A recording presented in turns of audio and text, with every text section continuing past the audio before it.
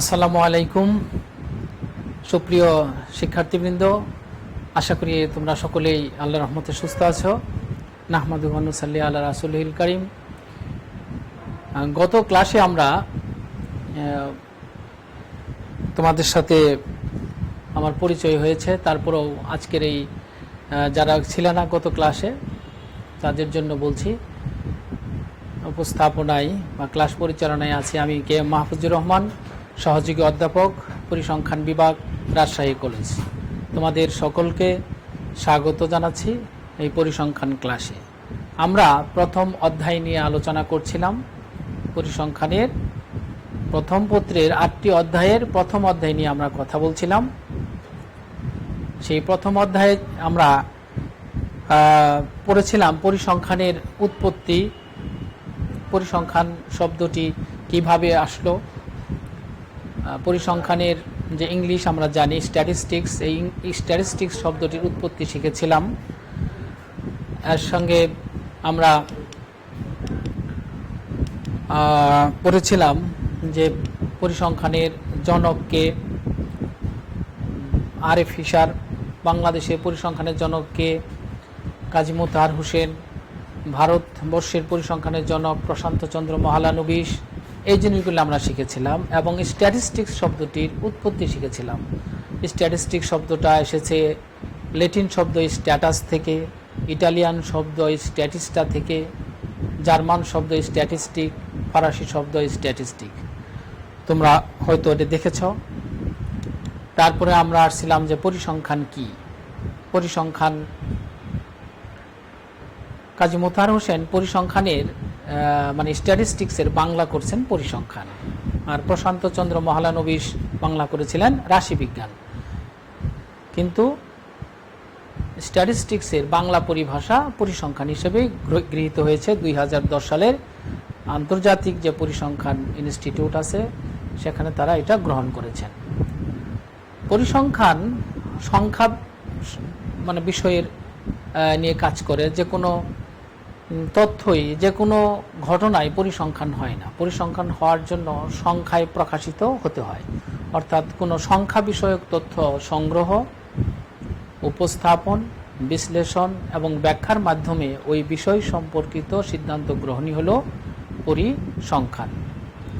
যে কোনো গল্প, উপন্যাস পরিসংখ্যান হবে না। পরিসংখ্যান হওয়ার জন্য সেটাকে সংখ্যায় যদি কনভার্ট করা যায়, সংখ্যাতে যদি আমরা আনতে পারি সেই কাহিনীটাকে, গল্পটাকে, তখন সেটা পরিসংখ্যান হবে।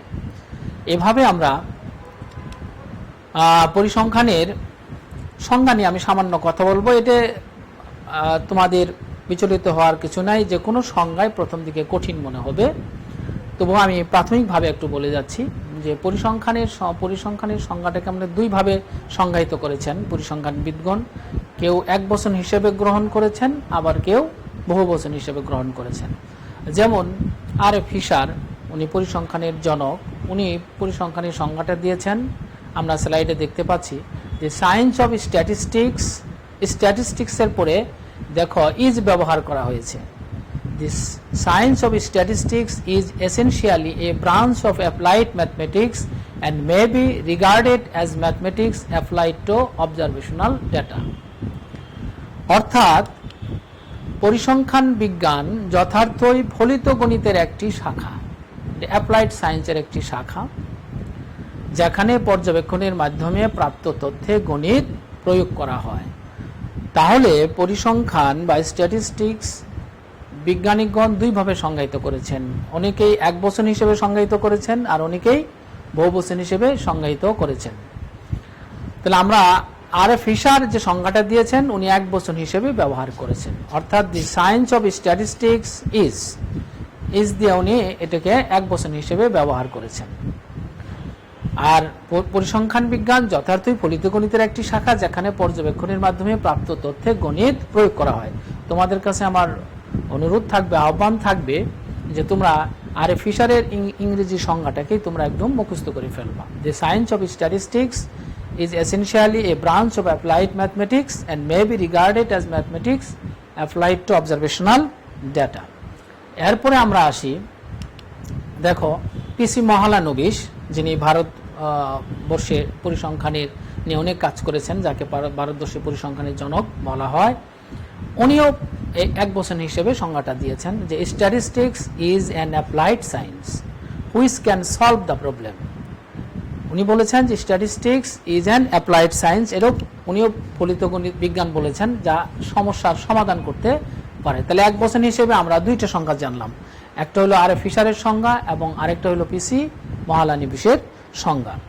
এরপরে আমরা ক্রস্টন অ্যান্ড কাউডেনের মতে এবং বাউলির মতে ইনারা এক বহুবচন হিসেবে ব্যবহার করেছেন। যেমন আমরা বাউলির সংজ্ঞাটা যদি খেয়াল করি, দেখো স্লাইড আমরা দেখতে পাচ্ছি, স্ট্যাটিস্টিক্স আর, স্ট্যাটিস্টিক্সের পরে কি কোন শব্দ ব্যবহার করেছে? আর। কিন্তু আর এ ফিশার কি ব্যবহার করেছিলেন? ইজ। মানে উনি এক বচন হিসেবে ব্যবহার করছেন আর বাউলি বহুবচন হিসেবে ব্যবহার করেছেন। তাহলে statistics are numerical statement of facts in any department of enquiry placed in relation to each other. তাহলে আমরা কমপক্ষে দুইটি সংজ্ঞা পরিসংখ্যানের শিখব, এক বচনের একটি, বহুবচনের একটি। বাউলিরটা শিখবা এবং আর এ ফিশারেরটা শিখবা, আর সাথে মহালানোবিস যেহেতু আমাদের ভারত উপমহাদেশের, এই সংজ্ঞাটাও আমরা মনে রাখার চেষ্টা করব। তোমরা একদম ইংরেজি সংজ্ঞাটাকেই মুখস্থ করে ফেলবা এবং আয়ত্ত করে ফেলবা। তাহলে আমরা যদি বলি যে পরিসংখ্যানকে ডিফাইন স্ট্যাটিস্টিক্স সিঙ্গুলার, মানে এক বচন হিসেবে যদি সংজ্ঞায়িত করতে বলি, তাহলে তুমি আর এ ফিশারের সংজ্ঞাটা দিতে পারো, পিসি মহালানোবিস। আর বহুবচন হিসেবে statistics are numerical statement of facts in any department of enquiry placed in relation to each other. তাহলে এটা বহুবচন হিসেবে ব্যবহার করেছে। তাহলে আমরা দুইটা সংজ্ঞা কমপক্ষে মনে রাখবো, একটা এক বচন হিসেবে আরেকটি বহুবচন হিসেবে। এরপরে আমরা আসব পরিসংখ্যানের বৈশিষ্ট্য সমূহ নিয়ে কথা বলবো। মানে পরিসংখ্যান হওয়ার জন্য কি কি যোগ্যতা থাকা দরকার। প্রথম যে যোগ্যতা থাকতে হবে, যে কোনো তথ্য, ঘটনা, গল্প, কাহিনী পরিসংখ্যান হবে কিনা, প্রথম শর্ত হলো যে পরিসংখ্যান সংখ্যায় প্রকাশিত হতে হবে। সংখ্যায় যদি প্রকাশ করা না যায় তাহলে সেটা পরিসংখ্যান হবে না। দুই নম্বর বৈশিষ্ট্য হলো, দুই নম্বর ক্যারেক্টারিস্টিক্স হলো, পরিসংখ্যান হলো তথ্যের সমষ্টি। এটা আমাদের শুধু একটি একক সংখ্যা পরিসংখ্যান হবে না, তথ্যের সমষ্টি হতে হবে। আচ্ছা, এবার তিন নম্বর বৈশিষ্ট্যটা দেখি আমরা। পরিসংখ্যান তথ্য বহুবিধ কারণ দ্বারা প্রভাবিত। এই জিনিসগুলো, বৈশিষ্ট্যগুলো আমরা যখন এক্সাম্পল আনবো তখন আরো সুন্দর করে আমরা বুঝতে পারবো। চার নম্বর বৈশিষ্ট্যটা, পরিসংখ্যান তুলনাযোগ্য সমজাতীয় হতে হবে। পাঁচ নম্বর, পরিসংখ্যান সুশৃঙ্খলভাবে সংগৃহীত হতে হবে। তাহলে আমরা বেশ কয়েকটা বৈশিষ্ট্য এখানে পেলাম। এক, সংখ্যায় প্রকাশিত হবে। তাহলে সংখ্যায় যদি প্রকাশিত হয়, তোমাদের ক্লাসে ধরো 100 জন আছে, আমি একটা রুল নাম্বার বললাম 17, 17 কি পরিসংখ্যান? না, 17 পরিসংখ্যান না, সংখ্যায় প্রকাশিত হয়েছে, কিন্তু এটা পরস্পর সম্পর্কযুক্ত না, এর সঙ্গে তথ্যের সমষ্টি নাই, তুলনাযোগ্য হচ্ছে না, যার ফলে কি এই সংখ্যাটা কি হবে না, পরিসংখ্যান হবে না। কিন্তু যদি বলি যে তোমাদের যারা এবার ভর্তি হয়েছে তাদের গড় বয়স 17 বছর, তাহলে তখন কি হবে? সেটা পরিসংখ্যান হবে। একক একটি সংখ্যা, সম্পর্কহীন একটি সংখ্যা, সংখ্যাতে প্রকাশিত তো হতেই হবে, শুধু সংখ্যায় প্রকাশ করলেও পরিসংখ্যান হবে না। এর সঙ্গে কি হতে হবে? সমজাতীয় হতে হবে, তুলনাযোগ্য হতে হবে, সুশৃঙ্খলভাবে সংগৃহীত হতে হবে, তথ্যের সমষ্টি হতে হবে। এই কিছু বৈশিষ্ট্য আরো এর সঙ্গে সমন্বয় হলেই পরিসংখ্যান হবে। 17 এমনি বললে পরিসংখ্যান নয়। যদি বলি যে তোমাদের গড় বয়স 17, তাহলে সেটা পরিসংখ্যান। তাহলে আমরা এটুকু বুঝতে পেলাম যে পরিসংখ্যানের বৈশিষ্ট্যের মধ্যে থাকবে কি? সংখ্যায় প্রকাশিত হওয়া প্রধান শর্ত, তথ্যের সমষ্টি হওয়া, বহুবিধ কারণ দ্বারা প্রবাহিত হওয়া, তুলনাযোগ্য হওয়া, সমজাতীয় হওয়া এবং সুশৃঙ্খলভাবে সংগৃহীত হওয়া। এরপরের যে সংজ্ঞাটা আমাদের গতদিন আমরা আলোচনা করেছিলাম, যে সমগ্র বা তথ্য বিশ্ব। পরিসংখ্যানের সংজ্ঞা এবং বৈশিষ্ট্য তোমরা একটু রিডিং পড়ে নিবা। আমাদের একদিনই সব আমাদের আয়ত্তে আসবে না, এর সঙ্গে আমরা এই সংজ্ঞাগুলো জানবো। যে সমগ্র বা তথ্য বিশ্ব, এই শব্দটা নিয়ে আমরা গতকালকে বলেছিলাম। যেমন তোমাদের শ্রেণীতে ব্যবসা শিক্ষা শাখার 100 জন শিক্ষার্থী আছে মনে করো, তোমরা 100 জনকে নিয়ে যদি আমি কোনো কাজ করি তাহলে তোমরা কি হবে, সমগ্রকের সদস্য হবা। অর্থাৎ সবাইকে নিয়ে যদি কাজ করা হয়, কোনো অনুসন্ধানের বা গবেষণা কাজের অন্তর্ভুক্ত সকল একক বা উপাদানের সেটকে তথ্য বিশ্ব বা সমগ্রক বলে। এখানে তোমার সমগ্রকের আওতা বুঝে তোমার এর কাজ করতে হবে। যদি আমি রাজশাহী কলেজের সকল একাদশ শ্রেণীর শিক্ষার্থী নেই তাহলে এর আওতা ব্যবসা শিক্ষা, মানবিক এবং বিজ্ঞান 3 বিভাগের শিক্ষার্থী অন্তর্ভুক্ত হবে। আর যদি শুধু ব্যবসা শিক্ষার্থীদের নিয়ে কাজ করি তাহলে তোমরাই শুধু আসবা। তাহলে আমার সংজ্ঞার মধ্যে আমি কাদেরকে অন্তর্ভুক্ত করব, তাদের সকল সদস্যই হবে সমগ্রক বা তথ্য বিশ্ব।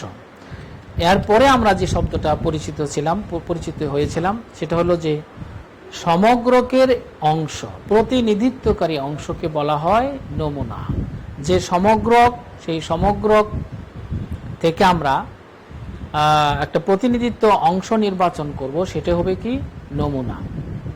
তাহলে সমগ্রক থেকে তার প্রতিনিধিত্বকারী অংশ নির্বাচন করা বা নেওয়াটাকেই বলা হয় নমুনা। নমুনা হলো ক্ষুদ্র অংশ, সমগ্রক হলো বড় অংশ, বড় থেকে আমরা ছোট নিব। এবং আমরা এটা কোথায় কোথায় নমুনা নিয়ে কাজ করতে হয় আমরা 2-1টা উদাহরণ দিয়েছিলাম। যেমন রোগ নির্ণয়ের কথা বলেছিলাম, তারপর হচ্ছে ভাত রান্না হওয়ার পরে সেটা হয়েছে কিনা দেখার জন্য সব ভাতকে আমরা দেখি না, অল্প সংখ্যক ভাত নিয়ে দেখি যে হয়েছে কিনা, এটা একটা নমুনা। আবার রোগ নির্ণয়ের সময় সমস্ত রক্ত বের করে আমরা গবেষণাগারে নিয়ে যাই না, কি নিয়ে যায়, অল্প সংখ্যক রক্ত নেওয়া হয়, মানে সিরিঞ্জ রক্ত নিয়ে রোগ নির্ণয় করে বলে যে এই রোগ হয়েছে, এটা কি নিলাম, আমরা নমুনা নিলাম। সেই নমুনা নিয়ে আমাদের কাজ করব। পরিসংখ্যানের প্রধান কাজই হলো নমুনার সবাইকে ব্যবহার না করে নমুনা নিয়ে কাজ করে সবার সম্পর্কে মন্তব্য করা, এটা একটা প্রধান কাজ। তাহলে আমরা নমুনা শব্দটা জানলাম যে সমগ্রকের প্রতিনিধিত্বকারী অংশকে নমুনা বলা হয়। এবার আমরা আসব চলক। এই শব্দটি নিয়ে আমরা বেশ কথা বলবো। আমাদের চলক শব্দটা তোমরা হয়তো শুনেছ, ভেরিয়েবল এই শব্দটা শুনেছ।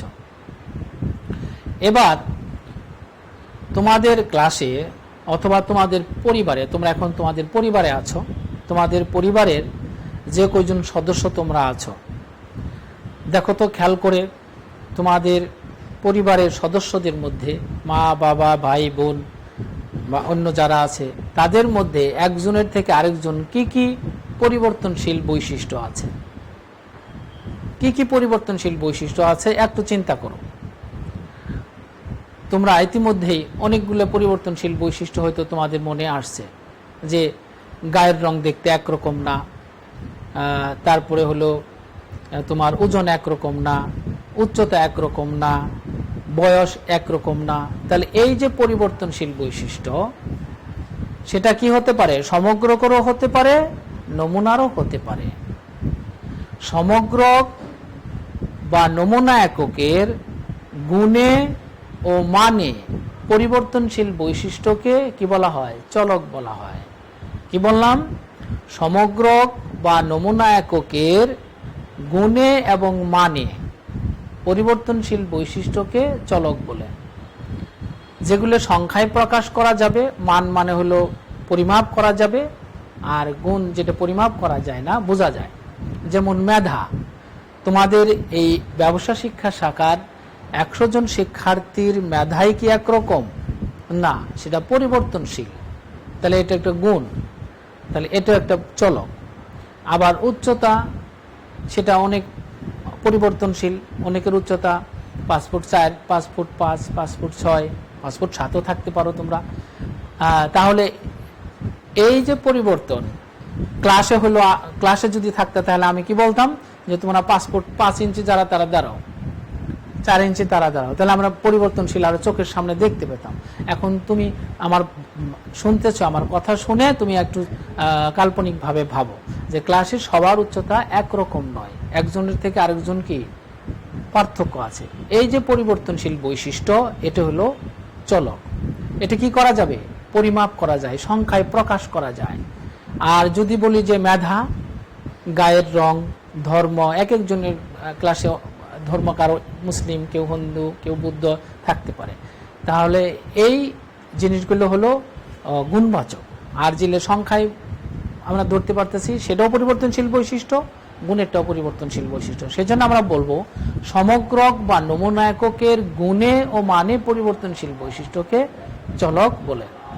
তাহলে আমরা পেলাম পরিবর্তনশীল বৈশিষ্ট্যের মধ্যে বয়স, ওজন, উচ্চতা, ধর্ম, মেধা, গায়ের রং ইত্যাদি। এরপরে আমরা আসব, এই যে সংজ্ঞাতেই আমরা দুই ধরনের পেলাম, একটা গুণে পরিবর্তিত হয় আর একটা মানে পরিবর্তিত হয়। তাহলে আমরা বলবো চলক প্রধানত দুই প্রকারের। কয় প্রকারের? দুই প্রকারের। একটা হলো পরিমাণবাচক চলক বা সংখ্যাবাচক চলক, আরেকটা হলো গুণবাচক চলক।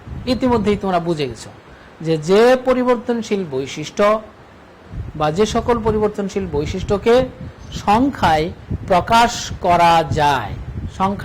করা যায়, সেটা হলো সংখ্যাবাচক বা গুণবাচক। যেমন বয়স, ওজন, উচ্চতা, এগুলো হলো সংখ্যাবাচক চলক।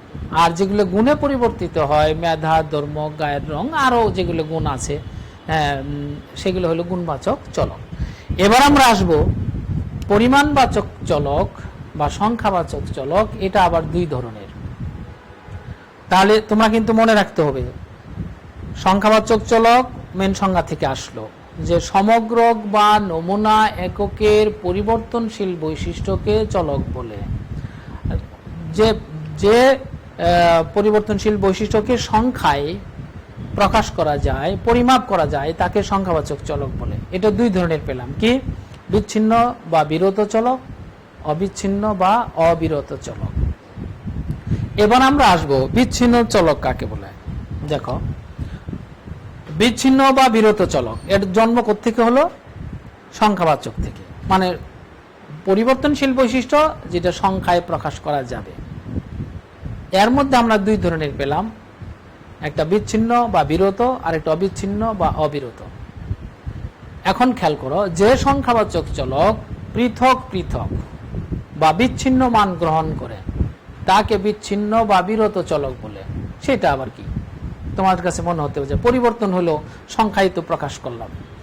যে সংখ্যাবাচক চলক পৃথক পৃথক মান গ্রহণ করবে, বিচ্ছিন্ন মান গ্রহণ করবে, তাকে বিচ্ছিন্ন বা বিরত চলক বলে। ভালো করে খেয়াল করো, পরিবারের সদস্য সংখ্যা, কোন শ্রেণীতে শিক্ষার্থীর সংখ্যা, এই জিনিসগুলা কি আমরা ভগ্নাংশ আকারে প্রকাশ করতে পারি? আমি কি বলতে পারবো যে অমুক পরিবারে 3.5 জন আছেন? সবচেয়ে ছোট সদস্যকেও গণনা করতে হবে যে 4 জন সদস্য আছে। কোন শ্রেণীতে শিক্ষার্থীর সংখ্যা 100.5 বলা যাবে? বলা যাবে না। ব্রাজিল আর্জেন্টিনাকে 2.5 গোল দিয়েছে, বলা যাবে? না, বলা যাবে না। তাহলে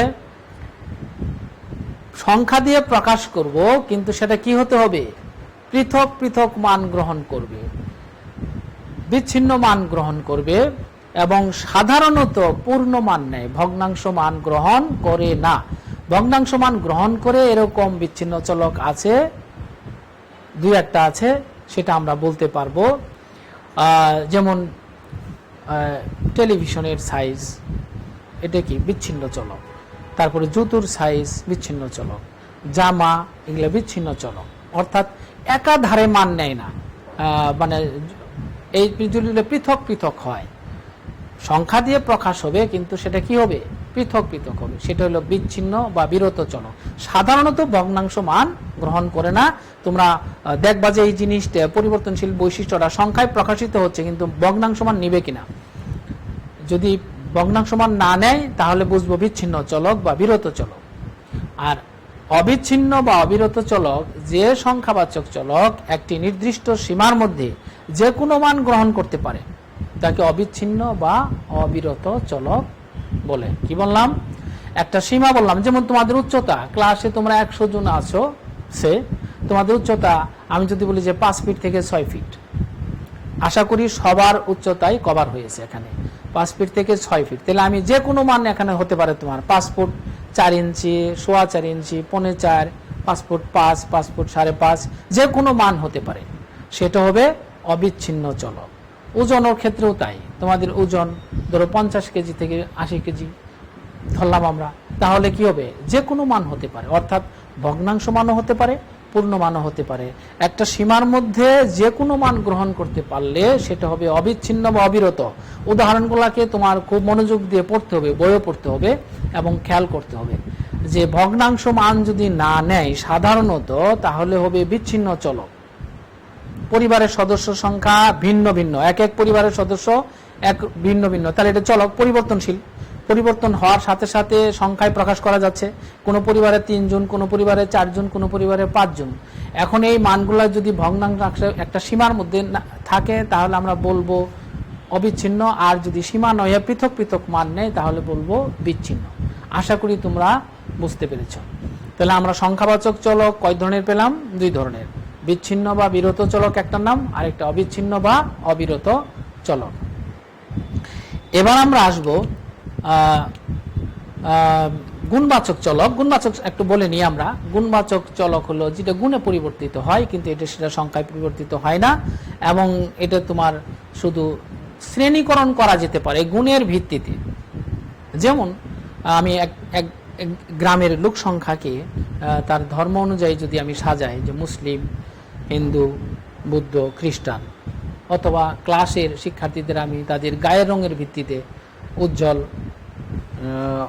শ্যামলা বা কম উজ্জ্বল এরকম করে সাজাতে পারবো, এটা হলো গুণবাচক চলক। তাহলে আমরা আরেকটু বলে নেই, চলক কয় ধরনের হলো। প্রথমত চলক কাকে বললাম আমরা? যে সমগ্রক বা নমুনা এককের পরিবর্তনশীল বৈশিষ্ট্যকে চলক বলে। সেটা গুণও হতে পারে, মানেও হতে পারে। যদি সংখ্যা দিয়ে প্রকাশ করা যায় সেই পরিবর্তনশীল বৈশিষ্ট্যগুলোকে, তাহলে বলবো সংখ্যাবাচক চলক বা পরিমাণবাচক চলক। সেটা আবার 2 ধরনের হলো, বিচ্ছিন্ন এবং অবিচ্ছিন্ন। আরেকটা হলো গুণবাচক চলক। আর এই সংখ্যা বা চলককে আমরা প্রকাশ করব কি দ্বারা? চলককে প্রকাশ করব ইংরেজি বর্ণমালার শেষ দিকের বর্ণ এক্স, ওয়াই, জেড ইত্যাদি দ্বারা প্রকাশ করব। নিশ্চয়ই তোমরা শুনেছ যে কি দ্বারা প্রকাশ করব? ইংরেজি বর্ণমালার শেষ দিকের বর্ণ ব্যবহার করব চলক প্রকাশের জন্য। এক্স, ওয়াই, জেড, ইউভি এগুলি দিয়ে আমরা প্রকাশ করব চলক। এবার আমরা আরেকটা শব্দের সাথে পরিচিত হই, সেটা হলো কি? ধ্রুবক। তোমরা এই শব্দটা ইতিমধ্যে শুনেছ যে কনস্ট্যান্ট যাকে বলে আমরা ইংরেজিতে। তাহলে সমগ্রক বা নমুনা এককের অপরিবর্তনশীল বৈশিষ্ট্যকে ধ্রুবক বলে। যেটা পরিবর্তনশীল নয়, তোমার পরিবারের সদস্য দিকে তাকাও, তোমরা পরিবারে আছো, যে কি কি সবার সাথে একটাই, হাতের আঙ্গুল সবারই 5টা। এখন তোমরা বলতে পারো যে স্যার ঋত্বিক রোশনের আঙ্গুল 6টা। না, সেটা আমাদের উদাহরণ নয়, ওটা আলাদা একটা, মানে এক একজনের, মানে সবার জন্য 5টা আঙ্গুল। আবার যদি বলে সপ্তাহে দিনের সংখ্যা, সেটা কি? 7 দিন। বাইসাইকেলের চাকা কয়টা? 2টা। তাহলে এগুলো কি? ধ্রুবক। এই জিনিসগুলো হলো কনস্ট্যান্ট। বৃত্তের পরিধি এবং ব্যাসের অনুপাত 22/7। যত বড় বৃত্তই আঁকো, যত ছোটই আঁকো, ব্যাসের সাথে পরিধির অনুপাত হলো কি? 22/7, পরিধি এবং ব্যাসের অনুপাত। তাহলে এগুলো হলো ধ্রুবক। ধ্রুবককে আমরা প্রকাশ করব ইংরেজি বর্ণমালার কি দ্বারা? প্রথম দিকের বর্ণ এ বি দ্বারা প্রকাশ করব। তাহলে প্রিয় শিক্ষার্থী, আমি এখন বোর্ড ব্যবহার করব, তোমরা মনোযোগ সহকারে এখন এদিকে খেয়াল করো। তাহলে আমরা ইতিমধ্যে জেনে গেছি চলককে আমরা কি দ্বারা প্রকাশ করতে চাই? এক্স, ওয়াই দ্বারা, জেড দ্বারা, এগুলো দ্বারা প্রকাশ করব। আর ধ্রুবক হলো এ বি সি ইত্যাদি দ্বারা প্রকাশ করব। এবার ভালো করে খেয়াল করো যে x1 plus 2x2 plus dash dash dash xn, এখানে চলক x এর কয়টি মান আছে? এখানে চলক x এর n সংখ্যক মান আছে। এখানে চলক x এর n সংখ্যক মান আছে। আমি একটা চলক নিলাম, সেটা কি নিলাম? x। যেহেতু পরিবর্তনশীল, এর বিভিন্ন বিভিন্ন মান হবে, তাহলে আমি এখানে কতগুলো মান নিয়েছি? n সংখ্যক মান নিয়েছি, x1 plus x2 plus xn। এবার ধরো আমি আরেকটা চলক নিলাম y, এর মান নিলাম y1 plus y2 plus ym, এটা n নিয়েছি, এটা কি নিলাম m নিলাম। এখন এই যে মানগুলো আছে চলক x এর, সেই মানগুলো কি যোগ আকারে আছে না গুণ আকারে আছে না বিয়োগ আকারে আছে? নিশ্চয়ই আমরা দেখতে পাচ্ছি যোগ আছে। তাহলে এই যে অনেকগুলো চলক যদি যোগ আকারে থাকে, পরিসংখ্যানে প্রকাশ করার জন্য একটা প্রতীক নিয়ে আসবো আমরা, যেটা এত জায়গা নিবে না, অল্প সংখ্যক জায়গার মধ্যেই সেই যোগটা বোঝাবে। সেই যোগটা কি, তোমরা এই চিহ্নটা দেখে থাকবা, এটার নাম কি? এটার নাম হলো সামেশন। সামেশন কোন চলক নিয়েছি আমরা? এক্স চলক। ভালো করে খেয়াল করো, এখানে আমি আই ব্যবহার করলাম সাফিক্স, এই আইটা এখানে দিতে হবে। তাহলে আই এর মান 1 থেকে কত পর্যন্ত আছে? n পর্যন্ত আছে, এক্স আই। তাহলে x1 plus x2 plus xn, এই যোগ আকারে যে চলক x এর মানগুলো থাকলো তাকে আমি সংক্ষিপ্ত আকারে একটা প্রতীক ব্যবহার করে প্রকাশ করতে পারছি। সেই প্রতীকটার নাম কি? সামেশন। এই প্রতীকটার নাম কি? সামেশন। তাহলে এই প্রতীকটা হলো আমাদের সামেশন। এটা ব্যবহার করব আমরা যোগের ক্ষেত্রে, যোগ করার জন্য এই প্রতীক ব্যবহার করব। তাহলে এটা যদি 1 থেকে n পর্যন্ত হয়, তাহলে আমি এখানে i এর মান দিলাম 1 থেকে n পর্যন্ত। এবার তোমরা নিজেরা বলো তো দেখি, y1 plus y2 plus ym, এই মানের সামেশন যদি লিখি তাহলে নিচে কি হবে, উপরে কি হবে বলো? এখানে আমি i ব্যবহার করলাম, এখানে i এর মান 1 থেকে কত হবে? এখানে নিশ্চয়ই কি m হবে। তাহলে যোগের ক্ষেত্রে যোগ আকারে থাকলে আমরা এই প্রতীক ব্যবহার করব, যার নাম কি? সামেশন। এবার দেখো, তাহলে তোমরা বলো দেখি, z1 plus z2 dash dash dash plus zp দিলাম আমি এখানে। তাহলে আমি এটা সংক্ষিপ্ত আকারে যদি লিখতে চাই, কোন প্রতীক ব্যবহার করব? সামেশন।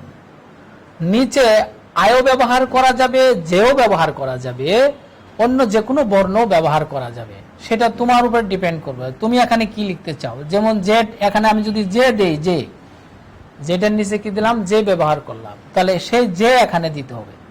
এবং তার মান শুরু হবে কোথায়? 1 থেকে, শেষ হবে কোথায়? এই যে পিতে যায় শেষ হবে। অর্থাৎ পি সংখ্যক মান আছে এখানে, 1 থেকে শুরু করে পি সংখ্যক মান আছে যেটাই।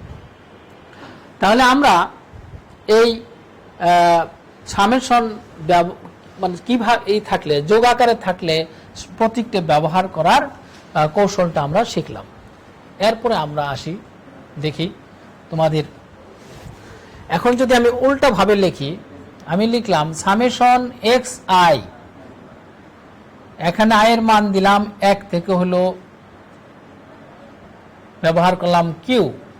তাহলে আমি যদি একে ভাঙতে চাই, এটা সংক্ষিপ্ত আকারে আছে সামেশন এক্স আই, আয়ের মান কত?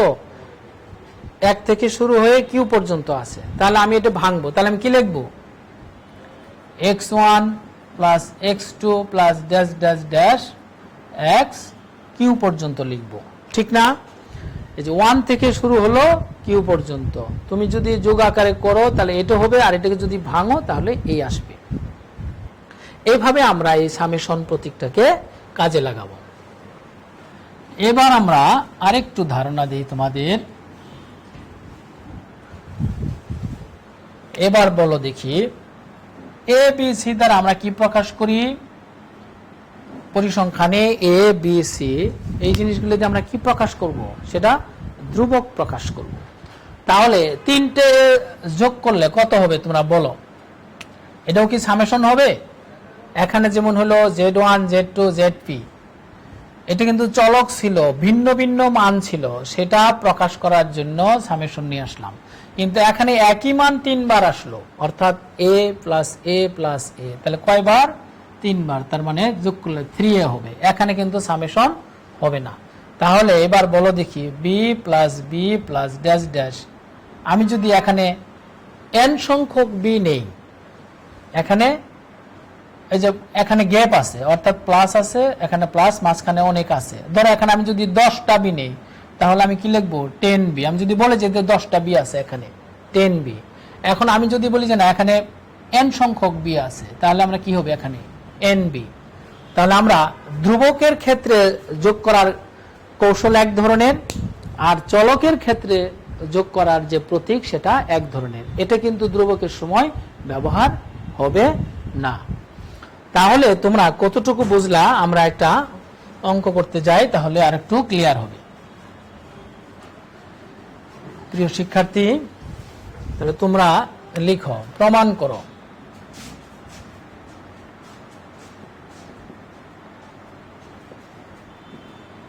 প্রমাণ করো যে 1 নাম্বার আয়ের মান 1 থেকে n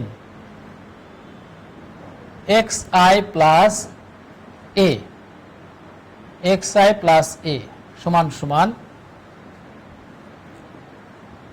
সামেশন আয়ের মান 1 থেকে হলো n প্লাস n a। এটা প্রমাণ করতে চাই আমরা, এই বাম পক্ষটাকে ভাঙলে এই ডান পক্ষটা আমরা পেতে চাই। তোমরা কিন্তু আমাদের এই পেজে, ফেসবুক পেজে মন্তব্য লিখে দিবা, এই রাজশাহী কলেজের পেজেই, তাহলে আমি ক্লাসের পরে আমরা দেখব। আমি ক্লাস সময়ে দেখতে পাবো না, কিন্তু তোমরা মন্তব্য লিখে দিলে আমি ক্লাসের পরে দেখে পরবর্তী ক্লাসে আমার কি সমস্যা বা তোমরা কোথায় বুঝলে না তাহলে আমরা সংশোধন করতে পারবো। এই সুযোগটা তোমাদের আছে, তোমরা মন্তব্যে সেটা তোমরা বলতে পারো। এই সময়ে বললে আমি হয়তো দেখবো না, কিন্তু ক্লাসের শেষে ঠিকই দেখবো যে তোমরা বুঝতে পারছো কিনা, কোথাও সমস্যা আছে কিনা। পরবর্তী ক্লাসে আমরা সেটা সংশোধন করব। প্রমাণ করো যে, তাহলে আমরা এই প্রমাণটা করতে চাই। প্রিয় শিক্ষার্থী, তোমরা এবার বলো দেখি এখানে চলক কয়টা আছে? বাম দিকে তাকায় বলো। এক্স চলক, এ কি চলক? না, এক্স হলো চলক আর এ হলো কি ধ্রুবক। তাহলে চলক মানে তো পরিবর্তনশীল, তাহলে এর মানটা কোথায় শুরু হবে কোথায় শেষ হবে সেটা খেয়াল করো। এই যে আয়ের মান 1 থেকে শুরু, শেষ কোথায়? n, অর্থাৎ চলক x এর n সংখ্যক মান আমরা নিয়েছি, আর ধ্রুবক a, ধ্রুবক a, এখানে ধ্রুবক তো আর পরিবর্তন হবে না, সবার সাথেই a। তাহলে চলক x এর কয়টা মান আছে? n সংখ্যক মান আছে। তাহলে আমরা এই প্রমাণের জন্য লিখব, তোমরা একটু ভূমিকা লিখে নাও। মনে করি চলক x এর n সংখ্যক মানসমূহ,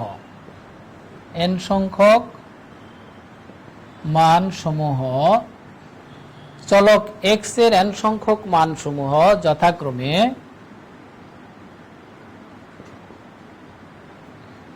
তাহলে চলক x এর n সংখ্যক মানসমূহ যথাক্রমে কি কি লিখবো বলো দেখি। কোথায় শুরু? 1 থেকে শুরু, x1, এখানে কমা দিবা, x1, x2 dash dash dash, last মানটা বলবা xn। তাহলে চলক x এর কয়টা মান আছে আমি বুঝলাম কি করে?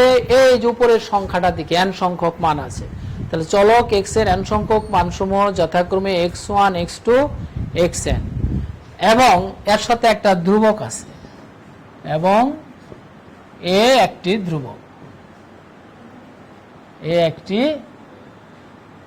ধ্রুবক, তাহলে আমরা ভূমিকাটা লিখে নিলাম যে চলক x এর n সংখ্যক মানসমূহ হলো x1, x2, xn এবং a একটি ধ্রুবক। এরপরে তোমরা লেখো বাম পক্ষ।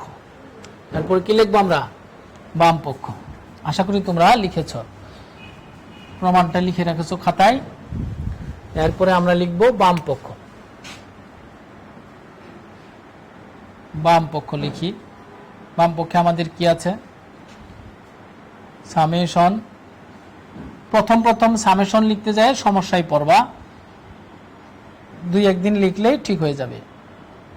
1 থেকে হলো n xi প্লাস a, এই হলো আমাদের বাম পক্ষ ছিল এটা। তাহলে xi প্লাস a আর সামেশন হলো 1 থেকে n পর্যন্ত। এবার আমরা সামেশনটা তুলে দিতে চাই। তোমরা দেখেছো যে সামেশন তুললে কি পরিবর্তিত হবে? x পরিবর্তিত হবে। x এর মান শুরু হবে কোথা থেকে? 1 থেকে। তাহলে x1, এই যে আমি i এর জায়গায় কি লিখলাম? 1 লিখলাম। কেন লিখলাম? আমি সামেশন তুলে দিব, মানে সামটাকে আর রাখবো না। তাহলে তোমার প্রথম যে মানটা এখানে শুরু করব x1। এখন দেখো এখানে প্লাস a আছে, তুমি কি প্লাস a বাদ দিয়ে লিখবা না প্লাস এর সঙ্গে নিবা? নিশ্চয়ই সঙ্গে নিয়ে যাবা। ধরো তুমি বাসা থেকে বের হয়েছো, তোমার হাতে একটা ব্যাগ আছে, তাহলে তুমি যত জায়গায় যাবা সেই ব্যাগটা কি সঙ্গে যাবে না? যাবে, নাকি রেখে যাবে অন্য জায়গায়? তাহলে এই প্লাস এ এটা সঙ্গে যাবে, অর্থাৎ এখানে যে চিহ্ন থাকবে, এখানে যদি বিয়োগ থাকে বিয়োগ আকারে থাকবে, এখানে যোগ থাকলে যোগ আকারে থাকবে। তাহলে প্রথম যে মানটা সেটা কি? x1 এর সাথে প্লাস এ, এই জিনিসটা থাকলো। তাহলে প্রথম মান বসানো হলো। এরপরে সামেশনের জন্য এই প্লাসটা আসলো। এবার x1 এর পরের মানটা কি? x1 এর পরের মানটা হলো x2, এখন প্লাস এ সবার সাথেই থাকবে। তুমি বাসা থেকে ব্যাগ নিয়ে বের হয়েছো, ব্যাগ সব জায়গাতেই যাবে, কিছুক্ষণ পরে ব্যাগ তো আবার লাঠি হয়ে যাবে না, সেই জন্য প্লাস এ সব জায়গাতেই একই জিনিস থাকবে। এভাবে যাও, যাওয়ার পরে লাস্ট মানটা কত হবে? ড্যাশ ড্যাশ ড্যাশ, এই যে দেখো সব শেষের মানটা হলো xn প্লাস এ। তাহলে আমরা এই সামেশনটাকে তুলে দিলাম, সামেশনটাকে তুলে দিয়ে শুরু করলাম কত থেকে? 1 থেকে। তাহলে x1 plus a plus x2 plus a, এভাবে plus dash dash dash xn plus a. তোমাদের যে ভুল হবে যে জায়গায় সেটা বলে দিচ্ছি, তোমরা এই যে দুইটা লেখার পরে এই প্লাস দিতে ভুলে যাবা।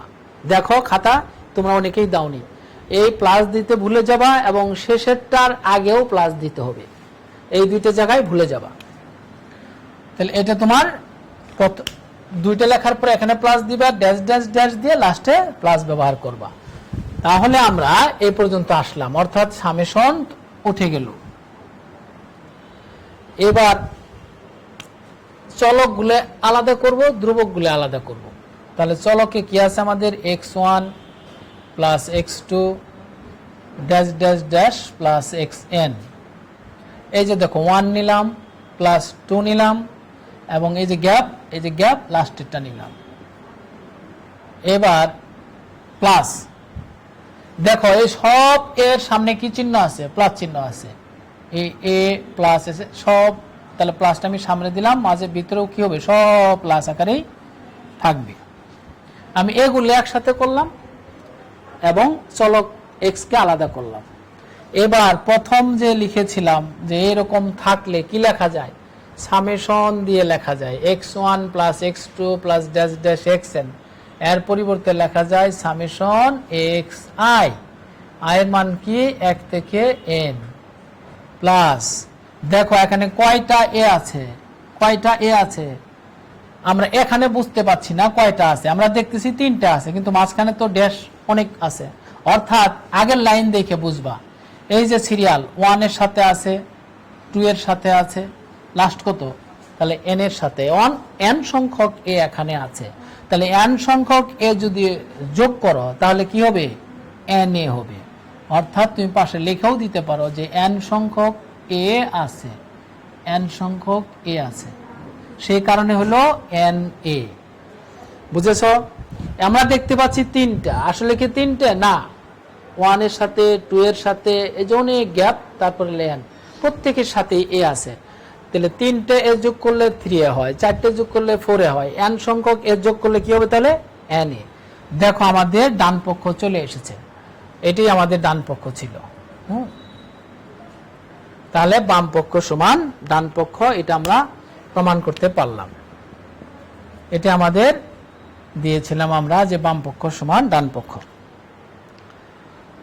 এবার এরকম আমরা আরেকটা অঙ্ক করি, তাহলে আরেকটু ক্লিয়ার হবে তোমাদের। আশা করি তোমরা এটা খাতায় উঠাইছো। এবার ধরো আমরা 2 নাম্বার একটা প্রমাণ করতে চাই।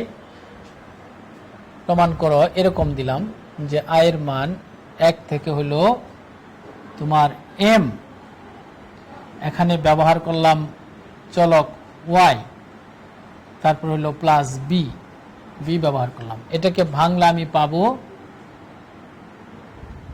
y i, আয়ের মান হলো তোমার 1 থেকে m প্লাস m b।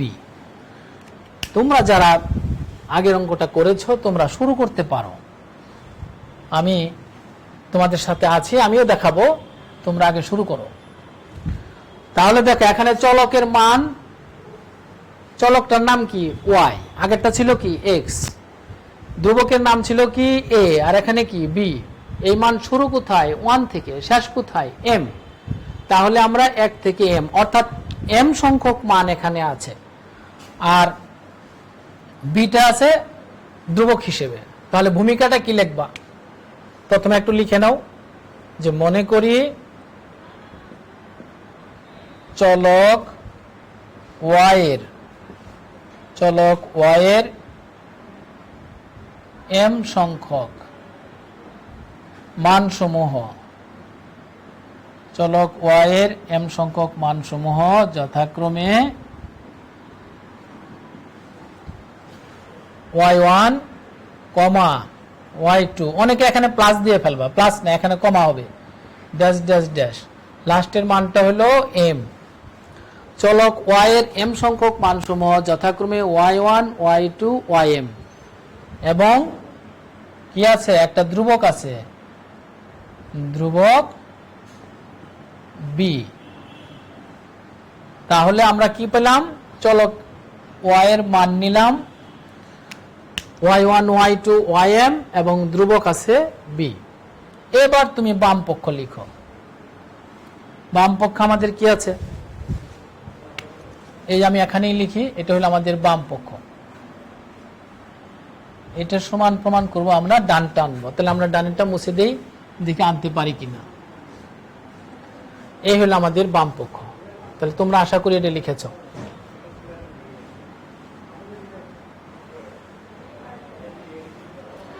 এবার আমাদের কাজ কি বলো দেখি?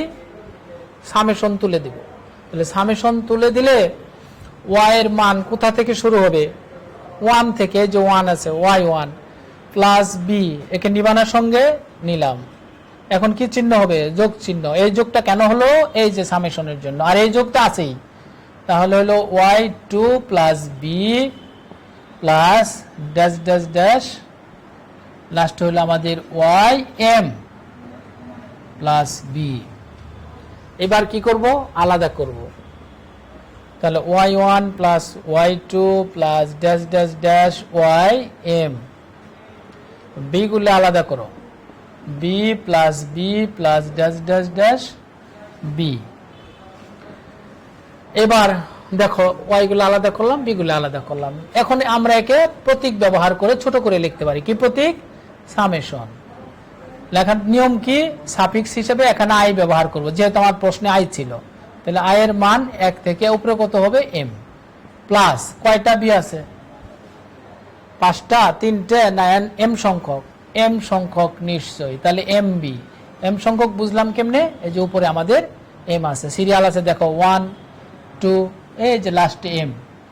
তোমরা কিন্তু ভুল হবে এই জায়গাতে আর এই জায়গাতে, এই প্লাস দিতে ভুলে যাবা।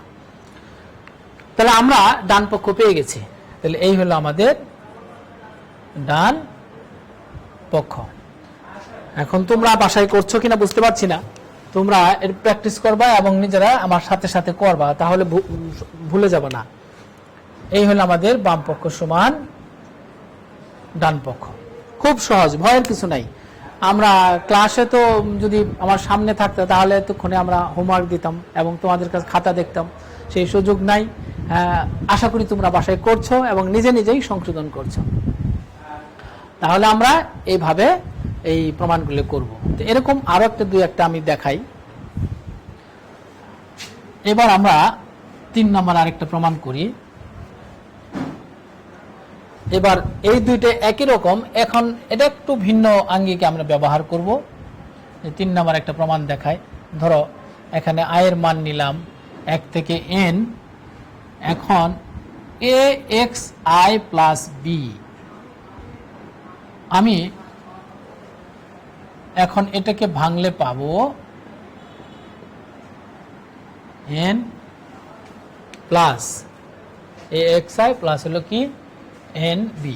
দেখো এটা প্রমাণ করতে চাই যে বাম পক্ষ কিভাবে ডান পক্ষে আসবে সেটা আমরা দেখতে চাই। একই নিয়মে একটু ব্যতিক্রম করেছি। ওখানে এর আগে দুইটা অঙ্ক আমাদের ছিল, একটা চলক আর একটা ধ্রুবক। এখানে চলক একটা কিন্তু ধ্রুবক দুইটা আছে। চলকের মান কোথায় শুরু, 1 থেকে শুরু, শেষ কোথায় n। তার মানে কি n সংখ্যক মান আছে চলক x এর। তাহলে তোমরা একটু ওই ভূমিকাটা লিখে নাও, যে মনে করি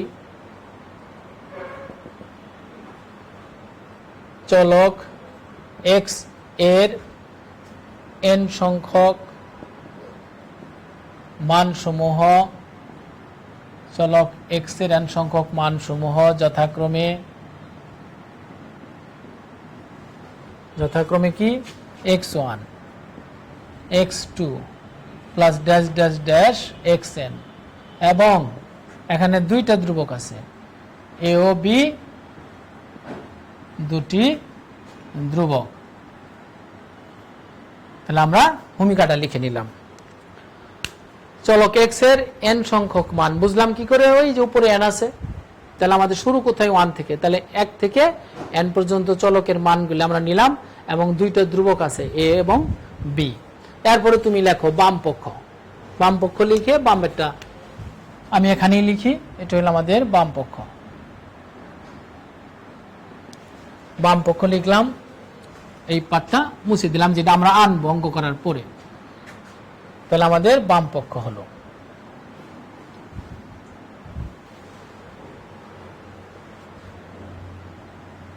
এবার পূর্বের নিয়মেই দেখো কি করব, প্রথম কাজ কি, সামেশন তুলে দিব। সামেশন তুললে কে পরিবর্তন হবে, এ বি পরিবর্তন হবে না এক্স পরিবর্তন হবে? নিঃসন্দেহে এক্স পরিবর্তন হবে।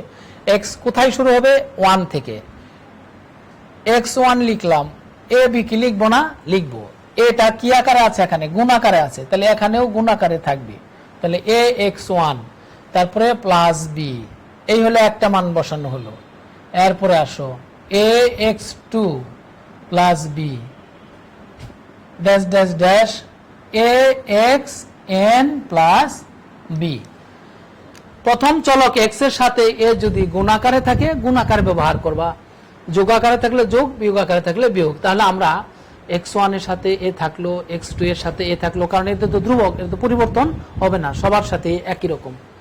এবার তুমি আলাদা করো, x গুলো আলাদা করো, ax1 plus ax2 plus dash dash dash plus axn। তোমরা যেখানে ভুল করবা সেটা কিন্তু বলছি, দেখো যে এখানে প্লাস দিতে ভুলে গেছে অনেকেই, এবং এই প্লাসটা দিতেও ভুলে গেছো। এই দুইটা যে ড্যাশ ড্যাশ ড্যাশ যেখানে থাকবে তার শুরুতেও প্লাস থাকবে এবং শেষেও কি প্লাস থাকবে। এরপর হলো প্লাস এবং বি, বি এর মানগুলো লেখো, বি প্লাস, আমরা দুইটা লিখলাম, ড্যাশ দিলাম, লাস্টেরটা লিখলাম। এবার দেখো তো এখান থেকে কি কমন নেওয়া যায়, ax1 ax2 axn। এখন সবার সাথে এ আছে, আমি এ কে যদি কমন নেই, সামনে নিই, তাহলে কি করব, x1 plus x2 dash dash dash xn, এবং প্লাস বি। কয়টা বি আছে এখানে, এই যে n সংখ্যক বি আছে, উপরের লাইনের সিরিয়াল লাস্টেরটা দেখবা। তাহলে n সংখ্যক বি যোগ করলে হবে nb। এবার এ থাকলো এর মতো, আর এটাকে প্রতীক ব্যবহার করে আমরা ছোট করতে পারি, সেটা কি সামেশন। তাহলে xi, i এর মান কি হলো 1 থেকে n প্লাস nb। দেখো আমাদের ডান পক্ষ চলে আসছে, অর্থাৎ এটি হলো আমাদের ডান পক্ষ।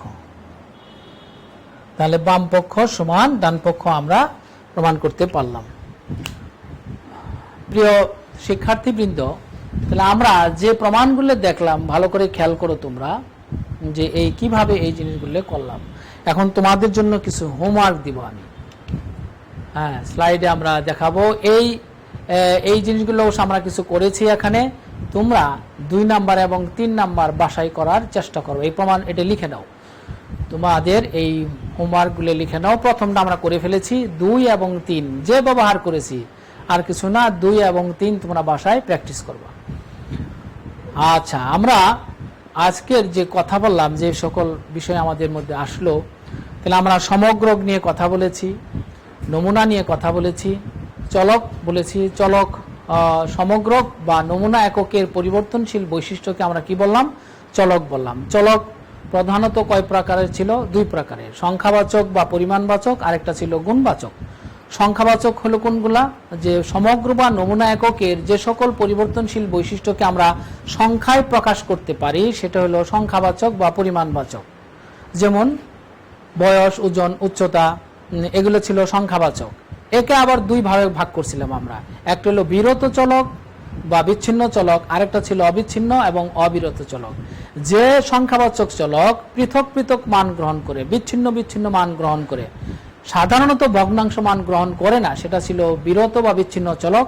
আর যে সংখ্যাবাচক চলক একটি নির্দিষ্ট পরিসরে সকল মান গ্রহণ করে, ভগ্নাংশ পূর্ণ সব মান গ্রহণ করে, সেটা ছিল অবিচ্ছিন্ন চলক। যেমন বয়স, ওজন, উচ্চতা। আর বিচ্ছিন্নের উদাহরণ ছিল তোমার শিক্ষার্থীর সংখ্যা, একটা আম গাছের বিভিন্ন ডালে আমের সংখ্যা, একটা ফুটবল টুর্নামেন্টে বিভিন্ন খেলায় গোলের সংখ্যা, এগুলো বিচ্ছিন্ন চলক ছিল।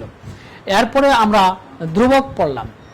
ধ্রুবকটা হলো কি? যেটা অপরিবর্তনশীল বৈশিষ্ট্য, সমগ্রক এবং নমুনার কোনো পরিবর্তন হয় না, সবার জন্য একই থাকে, সেটা হলো ধ্রুবক ছিল। ধ্রুবককে প্রকাশ করা হয় ইংরেজি বর্ণমালার প্রথম দিকের বর্ণ এ, বি, সি ইত্যাদি দ্বারা, এবং চলককে প্রকাশ করা হয় শেষ দিকের বর্ণমালা এক্স, ওয়াই, জেড দ্বারা।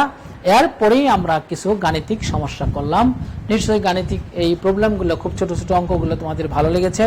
কিভাবে প্রতীক ভাঙতে হয় এবং প্রতীক কিভাবে নিতে হয় সেটা আমরা দেখেছি। যোগ আকারে থাকলে সেখানে একটা প্রতীক আসলো, নতুন আমরা নাম জানলাম সামেশন। সেই সামেশন ভাঙা শিখালাম এবং গড়া শিখালাম, এবং এই ধরনের কিছু আমরা গাণিতিক সমস্যার সমাধান করলাম। তোমাদের জন্য এই হোমওয়ার্কগুলো দিলাম, যে 1 নম্বর আমরা অলরেডি করেছি, 2 এবং 3 তোমরা বাসায় করবা, এবং তোমরা এই পেজেই মন্তব্য লিখতে পারবা যে আমি পরে দেখে নেব ক্লাস শেষে বা অন্য সময় দেখে। পরবর্তী ক্লাসে আমাদের হবে 11 তারিখ, এই সময়ে হবে ইনশাল্লাহ। আমি 11 তারিখের ক্লাসটা আমি নিব।